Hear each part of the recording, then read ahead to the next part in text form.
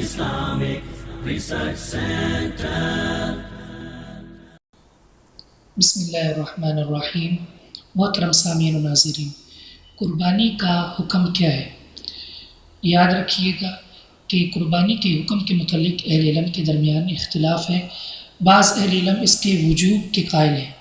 उनके दलाइल ये हैं, फ़सल्लि लिरब्बिका वन्हर, प्यारे नबी आप नमाज भी पढ़ें और कुर्बानी भी करें। तो वन्हर का जो लफ्ज़ है ये अमर का सीगा है, और ये उसूल फ़िक़्ह का कायदा है कि अल-अम्रु यक़्तज़िल वुजूब। अमर जो है ये वजूब का तक़ाज़ा करता है, इसकी दलालत वजूब पर होती है, इल्ला ये कि कोई दलील आ जाए, कोई करीना आ जाए जो इसको वजूब से इस्तिहबाब की तरफ फेर दे, तो वो इस हुक्म से वजूब अख़ज़ करते हैं। दूसरा मौक़िफ़ जमहूर अहले इल्म का है, उनके नज़दीक कुर्बानी सुन्नत मुअक्कदा है।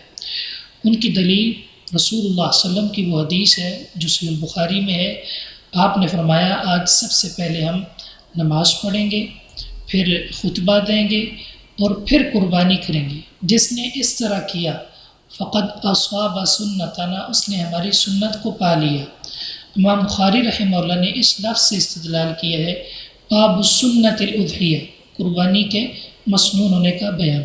इसी तरह इमाम इब्न हज़म रहमहुल्लाह ने अल-मुहल्ला में बड़ी तफसीली बात की है।